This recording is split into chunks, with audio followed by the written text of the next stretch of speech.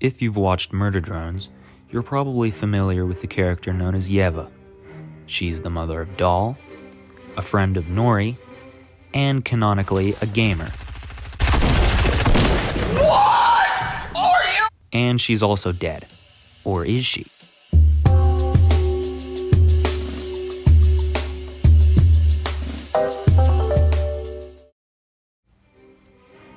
So, you're probably wondering, what purpose would it serve for Yeva to be brought back? Well, she's probably the most pivotal character in the entire show. She saves Nori's life, saves Mitchell's life, and literally prevents the entirety of Copper 9 from being destroyed. Like, the entire show would not have happened if she didn't step in during the flashback scene in episode 7. Also, she's kind of Doll's main motivator, but mainly her most heroic act includes saving Nori, Mitchell, and the entire, planet. Not to mention, she literally stands in front of Nori when the core's, partially blowing up. Meaning, she was willing to sacrifice her life to save Nori. So, in conclusion, Yeva is The GOAT! The GOAT! And yet, for a character as important as she is, she completely lacks any sort of character development, screen time, and she doesn't even have a voice actor. Now, this may be because she's mute, but it's more likely that Glitch couldn't find another Russian-speaking female voice actor, and they didn't want to reuse Emma Breezy for both Doll and Yeva. But I digress. A character with this much potential that is unused would be a very interesting aspect for a continuation of the series, be it in a comic book or in a short spin-off episode, or if Liam changes his mind, a second season. Everybody wanna be a superstar. Get a lot of money, drive fancy cars. Everybody wanna be a superstar. This series is no stranger to fake-out deaths. There's basically a fake-out death in every single episode, to the point where if any character dies, it's automatically put into question due to how often fake-out deaths occur. However, ever since the events of episode 6, it was assumed that Nori was pretty much dead. Dead. However, then episode 7 released.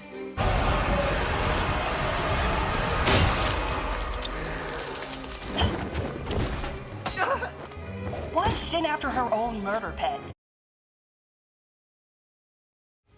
So Nori being alive kind of throws a whole monkey wrench into determining whether or not a character is alive or dead. And the cores are not very well explained within the show, and it's not really explained what they can and cannot do and how they work. So I've been doing some analysis, and I've been rewatching the show, and I am going to list off what I've surmised to be how the cores work and how they operate, and what they can and cannot do. Number 1. Drones infected with the Absolute Solver or disassembly drones are the only known characters in the series to have these flesh cores. Number 2.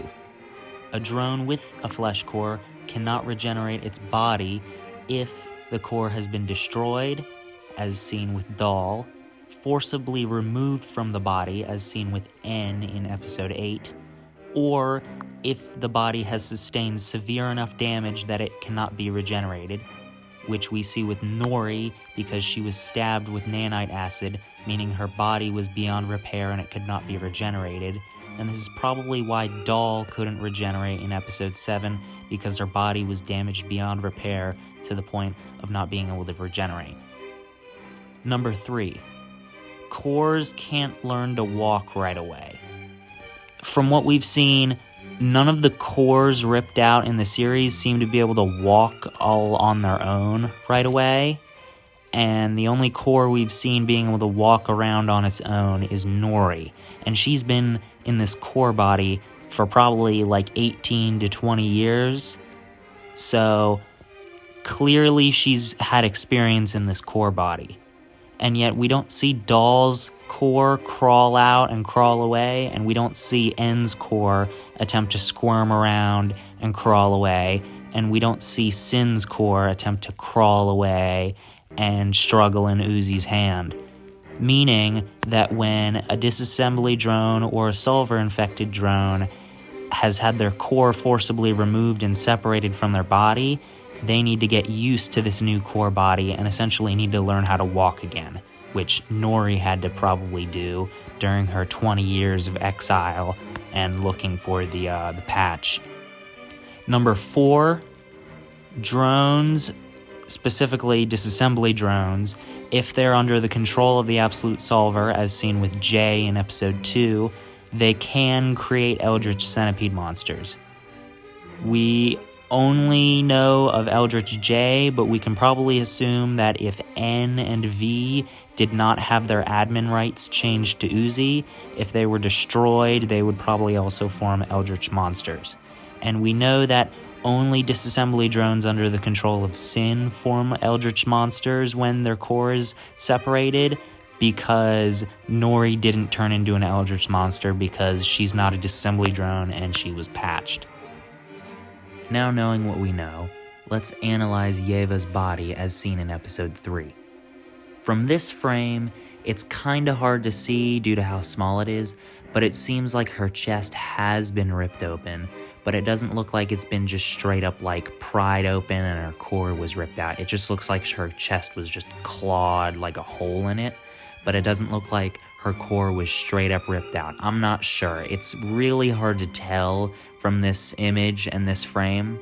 However, in this second frame, it doesn't really look like she sustained too much damage in the chest region, meaning her core maybe wasn't like forcefully ripped out and eaten by V, or maybe the core like was just exposed and her chest region was just, broken or ripped open, but her core wasn't eaten. It's really hard to tell from these images due to the few frames we've seen in Episode 3.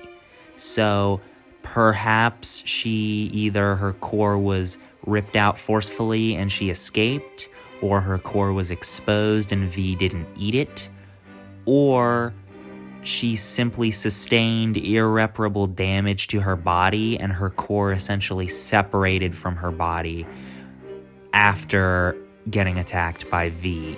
So her core didn't need to be ripped out, but her body was under irreparable damage, meaning it essentially self-separated itself from her body. We've established that Yeva could have survived, but where's the evidence that she did?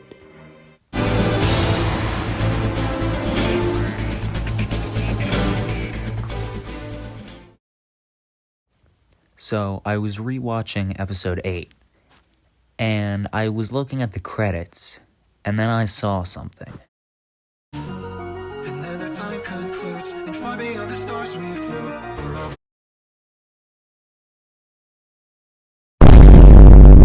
Yeva's body is literally missing. There's supposed to be 2 bodies under the sheet, but in the credits, there's only 1. Where did it go?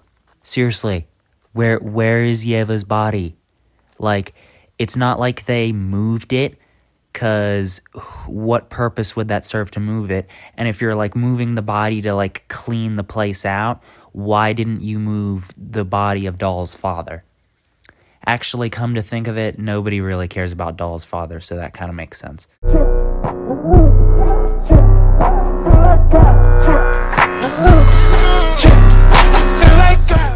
But, like, why is her body missing? And this kind of inspired, like, me to make this video, noticing this detail. However, I didn't have enough evidence other than this single frame in the credits. And I felt like making this video was pointless up until I saw something else in episode 8.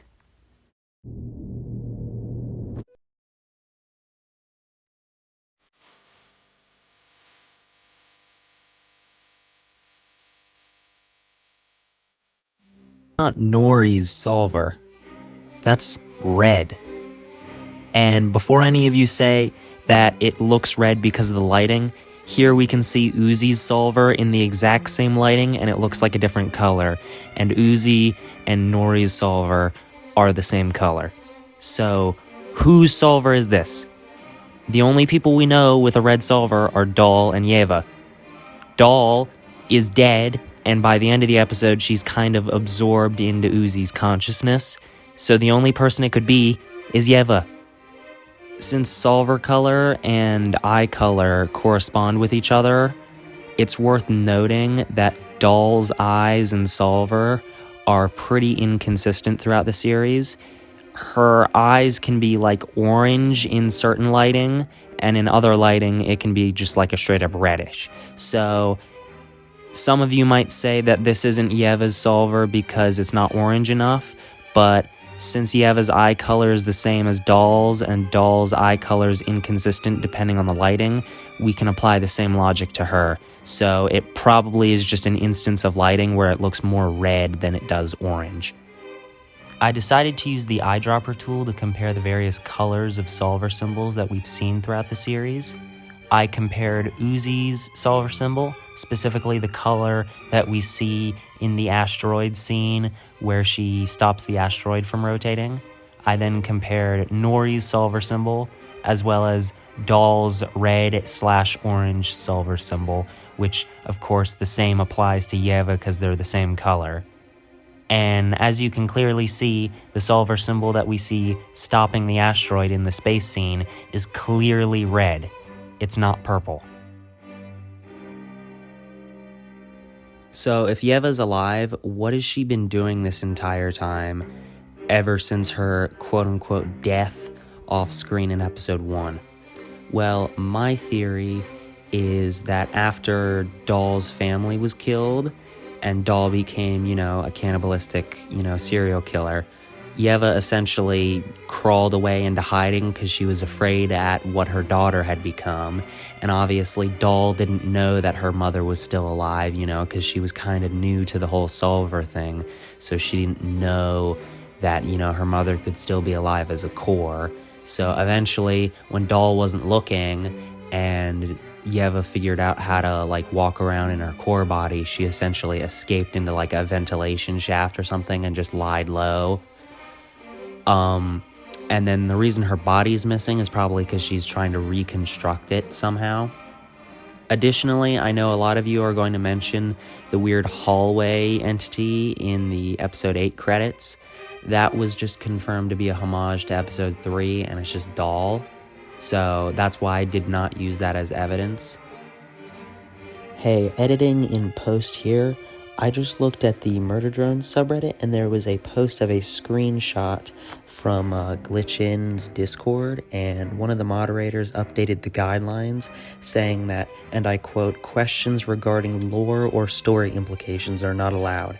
AMA sessions with directors of each respective show is where these are allowed, as these are the only people that actually know the answer to those questions. This change was made while it was fun for the occasional joke answer. Besides the director of each show, nobody actually knows the answer to any lore/story specific questions."